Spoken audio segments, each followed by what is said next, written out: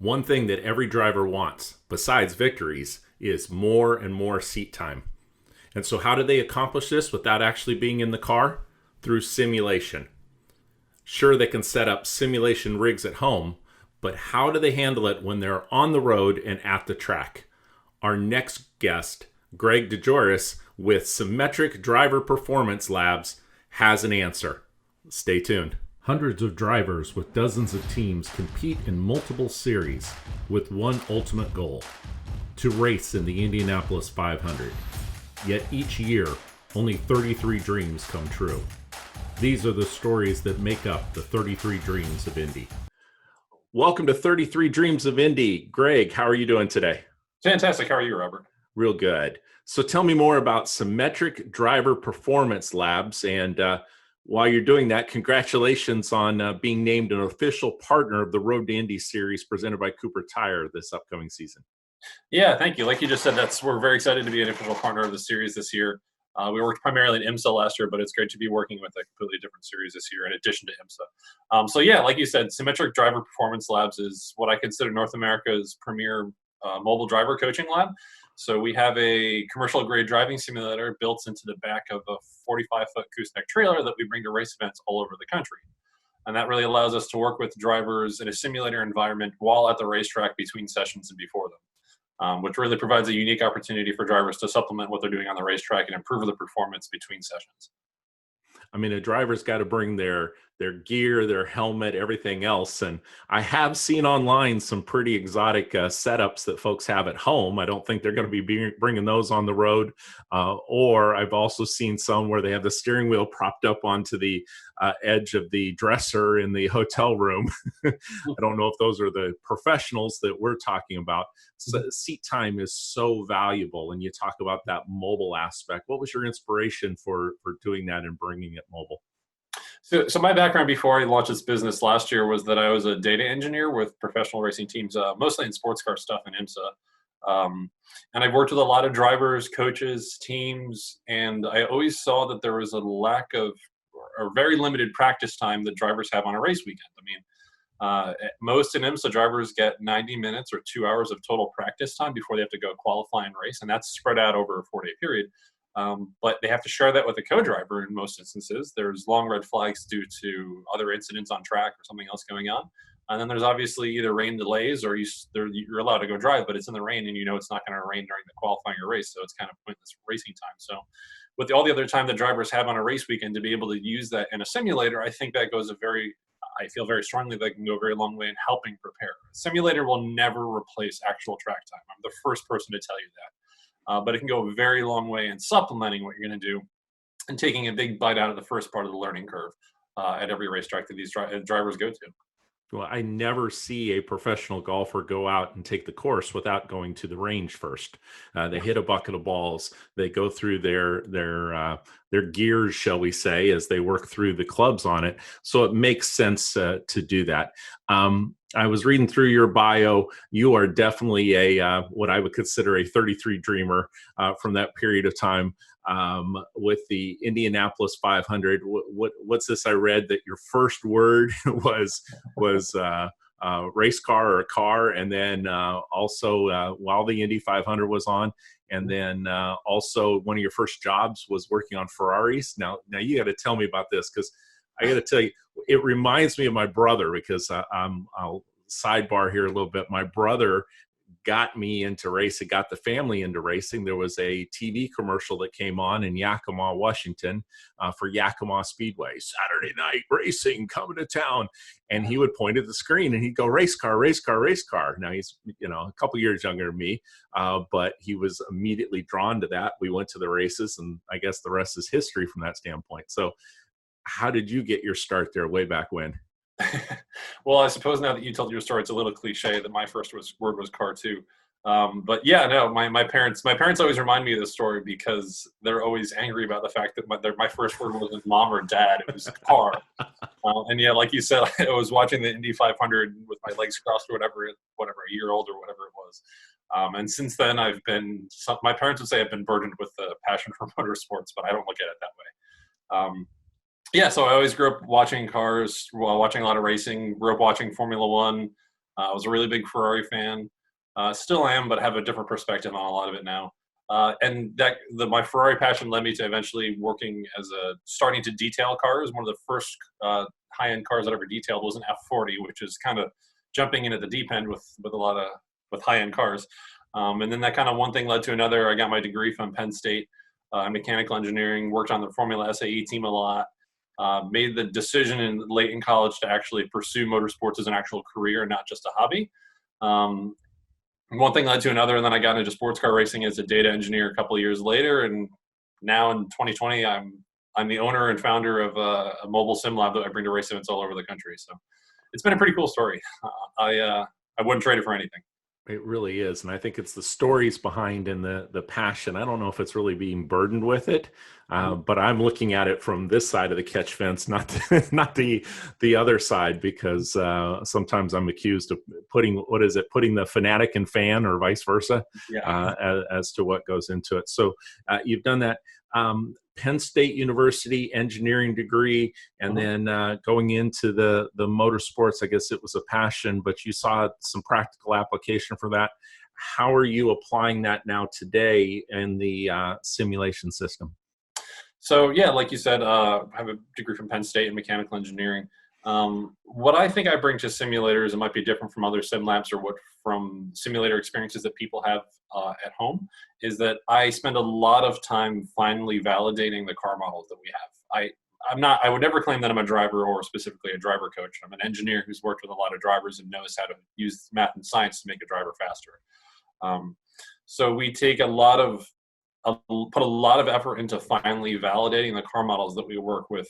The software that we work with is Assetto Corsa. I'm sure everyone listening to this podcast has heard of iRacing, which we also have access to in our SimLab, but I primarily use Assetto Corsa because it's open source, which allows us to actually go in and manipulate everything about a car's modeling, whether it's the physics, the tire behavior, suspension, geometry, drivetrain stuff, anything I can go in and manipulate to make it so that the cars are realistic. Many who watch iRacing and who are actually drivers, they know that there's not really any of the road to Indy cars on iRacing. And the closest thing is, I suppose, the Formula Skip Barber car or the Dallara F3 car that's in there, which is close if you have nothing else to work with. But I actually have the USF18, the USF17, the Pro Mazda 18, and the Indy Lights 15 car models. And I'm actually going to be validating them with Kyle Kirkwood, hopefully in the next week or so, before we actually get to any road to Indy events. So when the drivers in the series get into our sim, they'll drive their exact car. And it's really just a matter of what setup they have on their actual car and how it relates to what we do in the sim. That's the adjustment has to be made. So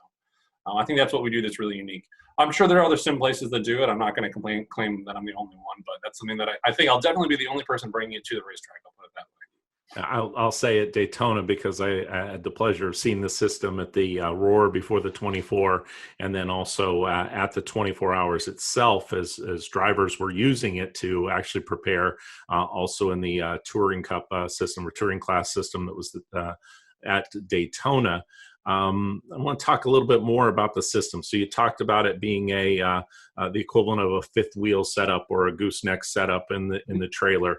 As you walk in and when we're at training that's coming up, the preseason testing, we'll also share with you on 33 Dreams of Indy some videos of the inside and be able to go through the system.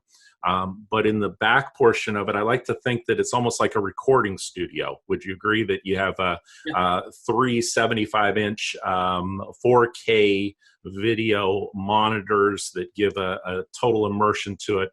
The driver sits in that system.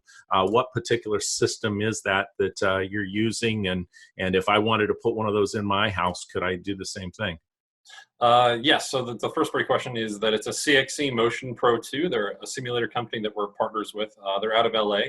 I was actually been on the phone with them a couple times this week working on some other things right now.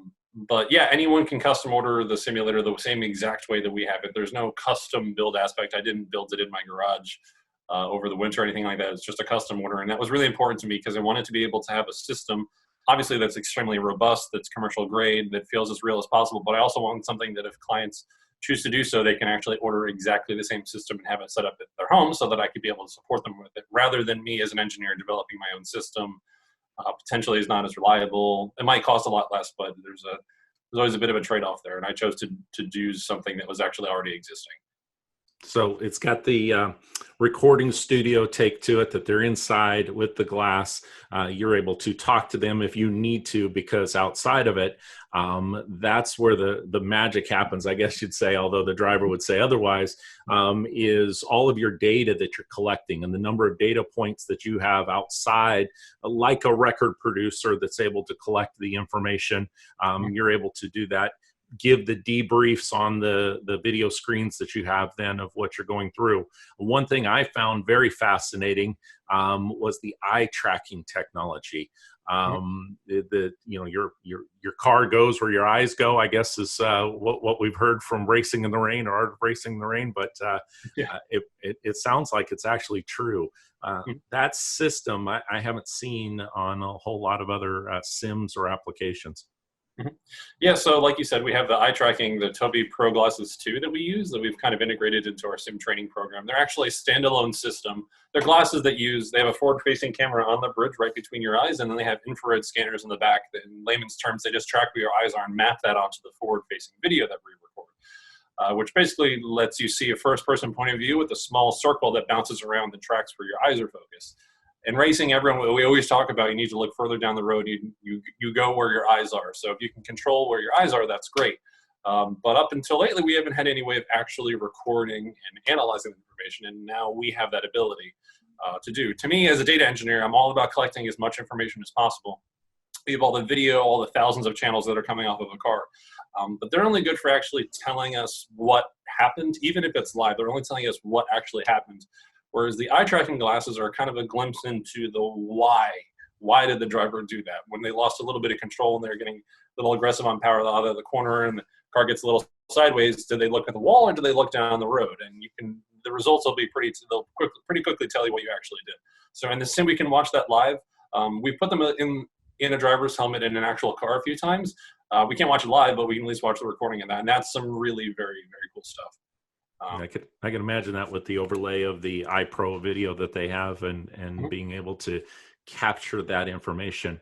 What are the challenges? Because you've worked with the younger drivers, you've worked with the more experienced drivers, you've worked with those that are actually coaching as well.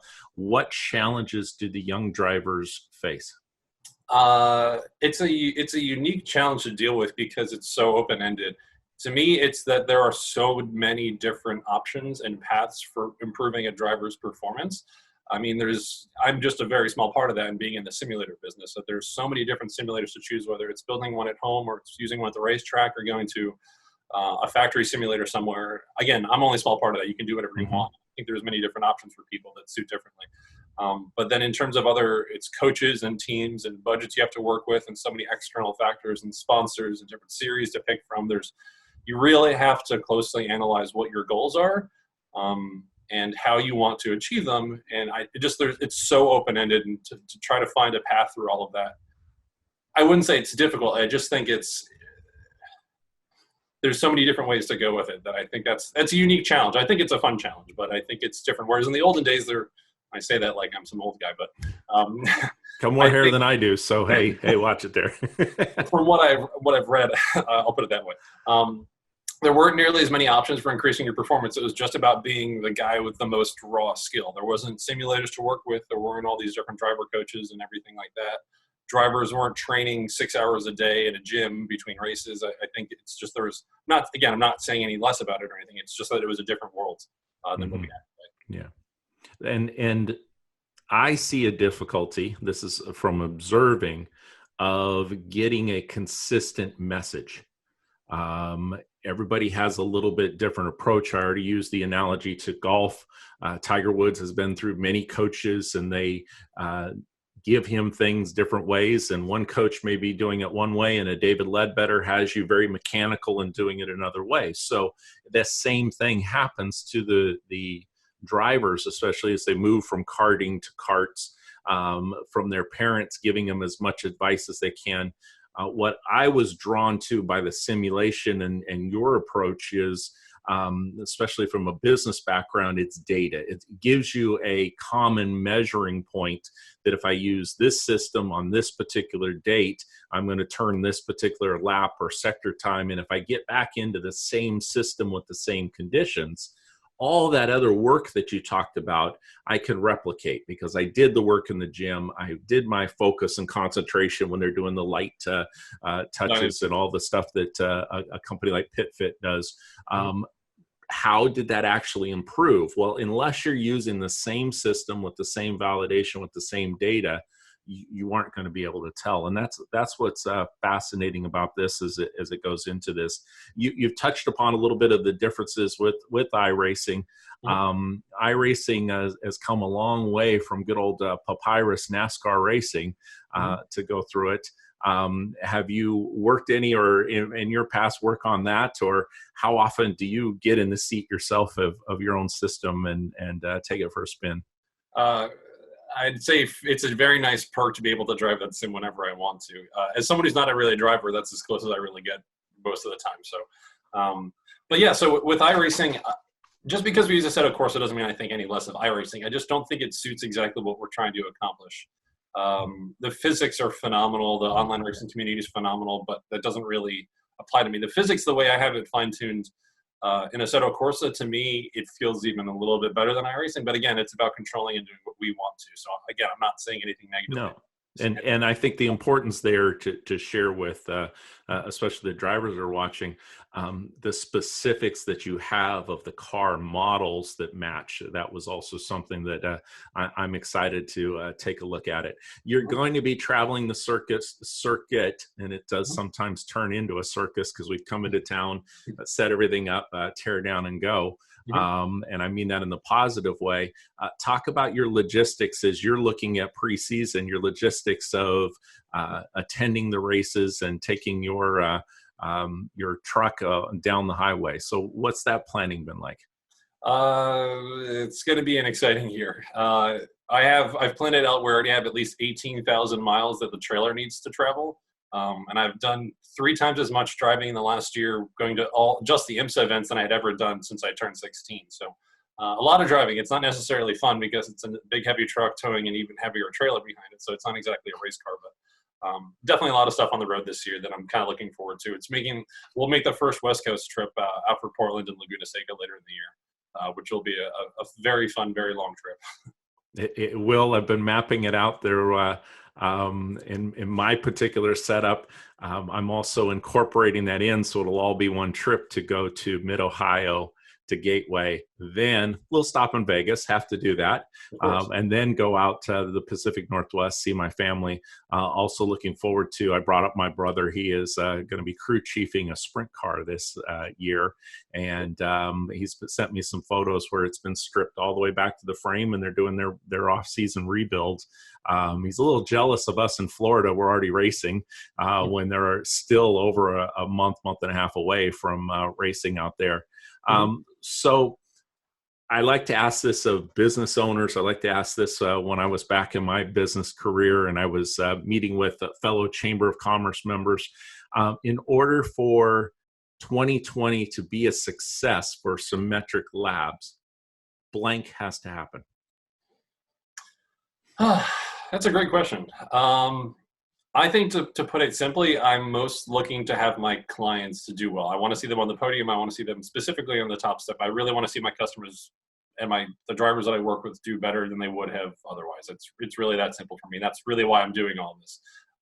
As someone who's not a driver, I find the most satisfaction out of seeing the people that I work with do really well. If it's not me behind the wheel, I want to see the person I'm working with do it. Most definitely. Well, wish you the best on that. How can people get in touch with you? I know that you are going to be at the Homestead preseason testing, the official Road to Indy testing that goes on. But in the interim, when we post this, how could someone get in touch with you? You can find any of our social media pages, Facebook, Instagram, or Twitter at SimMetric Labs. You can find us at www.simmetriclabs.com, and I can actually give you my phone number if you want to post with this video as well, if people want to reach out ahead of time. And we will be offering demonstrations to all drivers at the Homestead test, and if you can't make it to the test, you can catch us on the other races after that. Fantastic. And parents, you want to reach out and make sure that you schedule that time. Get in touch with Greg. If drop me a note if you need to, and I'll be the go-between, and I'll get the connections. Appreciate your support, SimMetric's support of 33 Dreams of Indy. We've got some big plans as well. I've got it mapped out to a little bit more than 15,500 miles for the RV in the upcoming year. As we tell the stories and get a little bit more in depth with that. Also, we'll be touching base on the F3, F4. Very interesting announcement with the F3 saying that the winner of that with a scholarship from Honda will be able to progress into Indy Lights. That will be fascinating to see. And then also the Lucas Oil School of Racing Series. The Formula Ford or F1600. I'll be touching on a little bit of each one of those, but exciting year that comes onto it. Folks, if you like the show, I appreciate all the support that we've been getting. Facebook, we're approaching over 1,000 likes. Not bad for just launching this. But please hit the subscribe button. Subscribe on YouTube. We're also on all of the major players with the podcast, especially if you're going to be doing some traveling to go to the races. Would love if you added this to the rotation and be able to do that. And so, Greg, thank you so much for your time. We'll see you in Homestead. And until next time, everyone, keep dreaming. Hope you enjoyed this video from 33 Dreams of Indy. It would mean the world to me if you would click subscribe so that you could be notified of any new videos that come along.